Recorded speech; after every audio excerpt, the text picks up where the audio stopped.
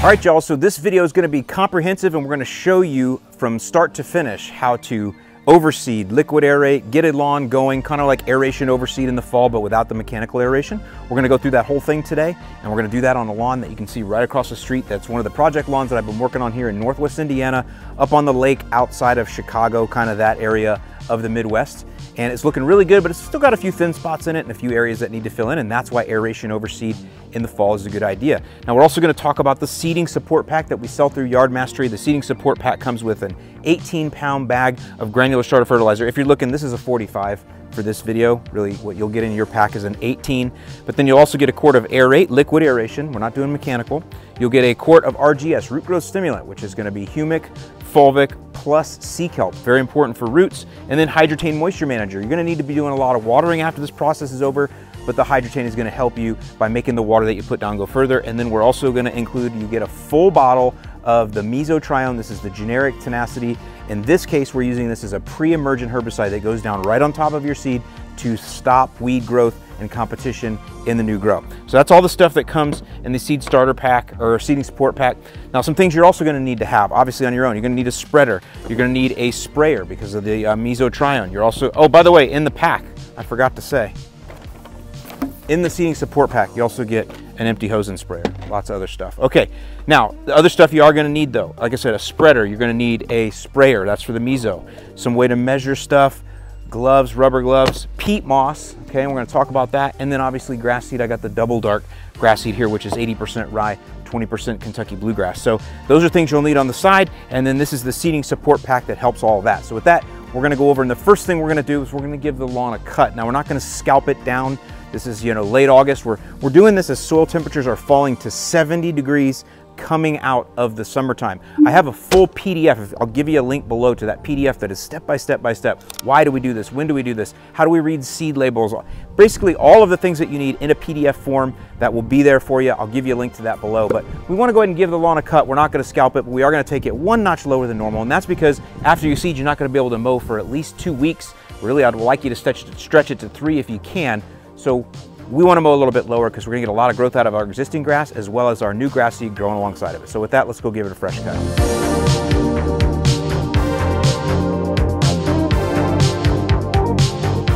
All right, so next is to apply your chosen grass seed. And we're doing an overseeding here to an existing lawn. If you look back at our videos from before, this lawn looked pretty bad in the spring. We've been working on it. She's been watering and mowing properly. It's been getting fertilized, and they've had a lot of rain here, so we've had a lot of Mother Nature on our side. But now we're going to put some grass seed in to kind of just take things over the top like that icing on the cake. 80% ryegrass here because ryegrass is the easiest grass to grow. And that, when I say that, it means it germinates in like 3 to 5 days, whereas the Kentucky bluegrass can take 15 to 21. So that's why we're 80% rye. You're going to see really fast results with this beautiful green color. And that's it. We're going to throw her down.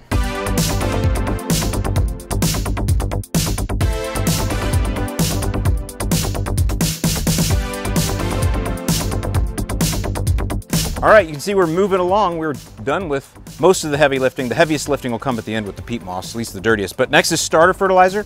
This is a nice even balance of nitrogen, phosphorus, and potassium. And it's gonna help build roots, gonna help push the existing grass as well as the new grass once it germinates. So again, this is a 45-pound bag, and the seeding support packs, they come with 18-pound bags. The whole seeding support pack is meant to, do lawns up to 5,000–6,000 square feet. All right, here's the fun part. Let's go throw her down and hope for the best.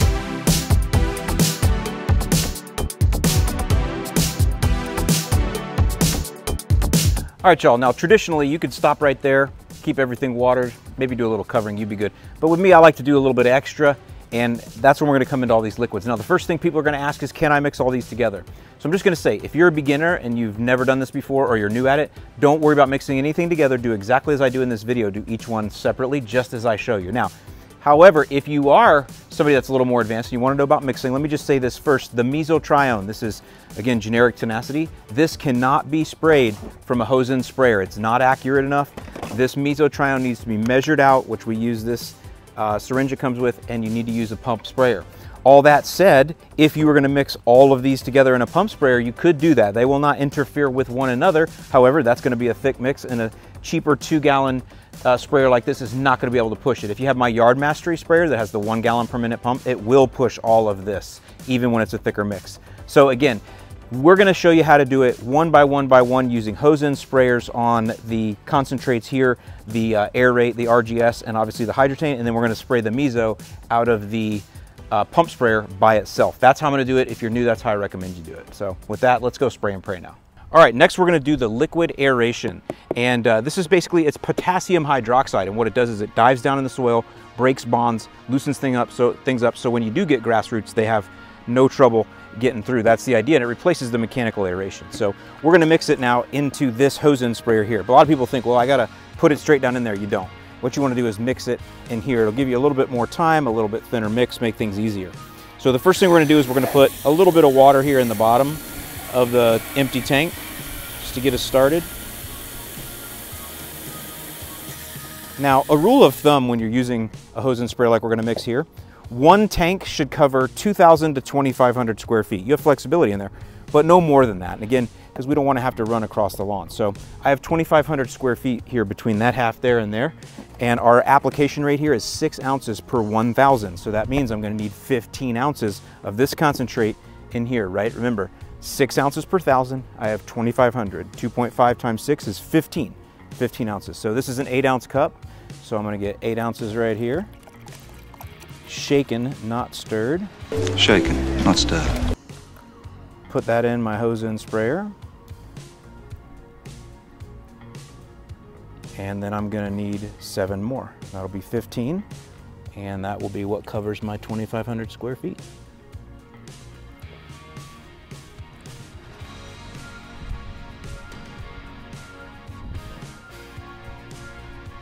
There we go.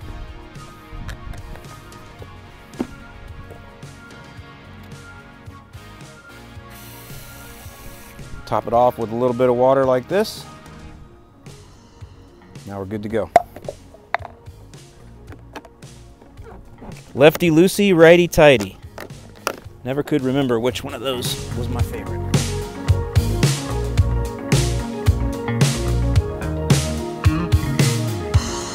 There we are, halfway done with the lawn. That's first half, second half.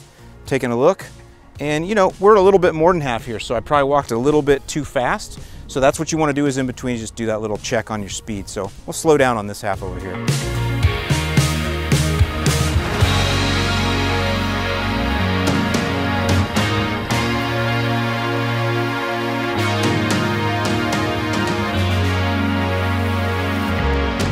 Got just a little bit left over, so I'm going to go ahead and nail the Domination Line with that because I can.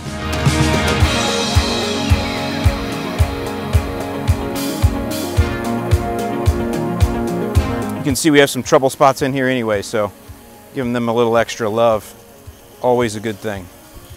Okay, there we go.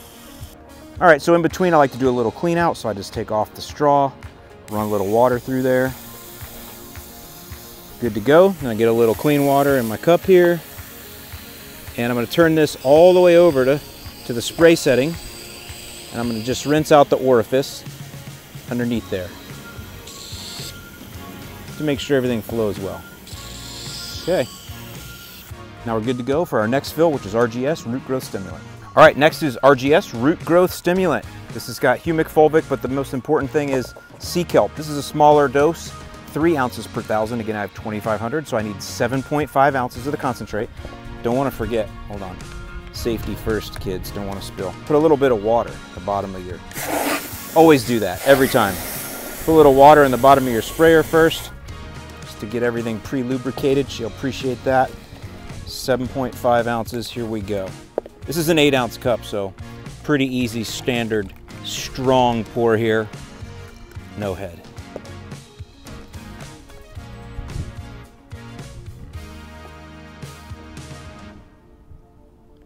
And we're just going to spray this down exactly the same way that we did the Aerate. Going to go across the lawn, practice our best hose management, and get it out. You can see, you put seed down already, so you're already starting with a lot of water. on top of your seed, right? And it's all this goodness just going in on top. It's a beautiful thing, let me tell you.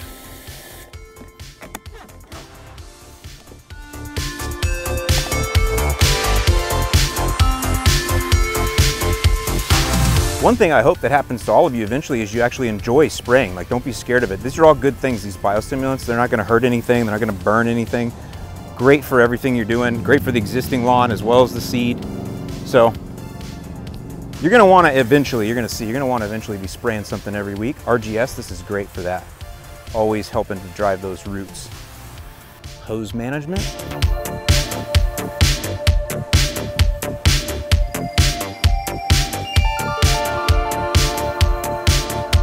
All right, next, and we're getting there, we're almost done. Hydrotane. The nice thing about this one, it already comes in its own bottle, ready to go. This bottle covers 5,000 square feet. The rate there is like 6 ounces per thousand if you want to know. But I got 2,500. This covers 5,000 as it comes, so I'm just going to use half of it across this entire lawn. And what this does, this moisture manager, is it just makes the watering that you do go further. And that's very important when you're trying to grow grass seed, especially when it's very young. This will pull all of the moisture right into the roots where we want it, so those young grass plants have all that chance to dive down, grow more roots, and live. Let's do it.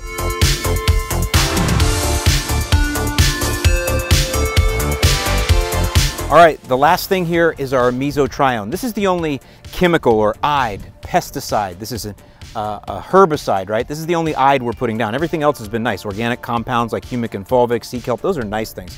This is the one that's gonna help prevent weeds. This is a herbicide. So it comes with this nice, easy measuring syringe. I've already got this sprayer. This is a 2-gallon sprayer. I've already got this filled halfway with water first. I'm just gonna distribute in here 2.5 teaspoons.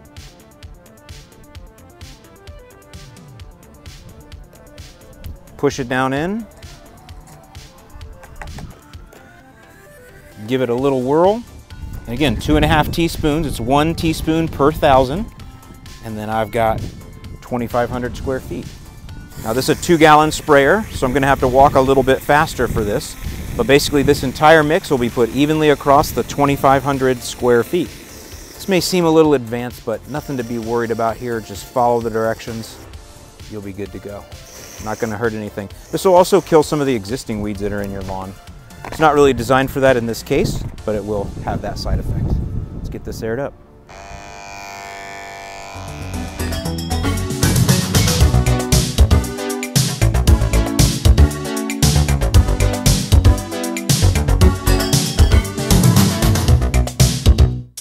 All right, now the last thing that we want to do here is apply a seed covering, and I'm going to use peat moss. You can get little pellets. You can get Scott's Patchmaster. It does have seed in it though, so just know that. But peat moss is the most available and it's cheap. And what peat moss is going to do, 2 things, or what this purpose is number 1, it's going to help us retain moisture, and that's great. And then number 2, it's going to help keep birds from seeing your seed. And I guess a third would be, it will help a little bit in erosion control. Peat moss is not the greatest for erosion control. You can see it kind of flies away, but it will help with erosion control. This is a thinner lawn, so we don't need as much of it. If your lawn, or I'm sorry, this is a thicker lawn without as many thin spots. If you had a thinner lawn overall, then you would use more peat moss, and you really can't overdo it, but you don't want to get it more than 1 inch thick. So basically all you do is look for your thin areas and you just kind of put it around. And as you water and mow later on, or not mow, but as you water, it'll kind of start to dissipate in. So I'm just kind of putting this in the thinner spots, again, just to help where the seed might be exposed a little more.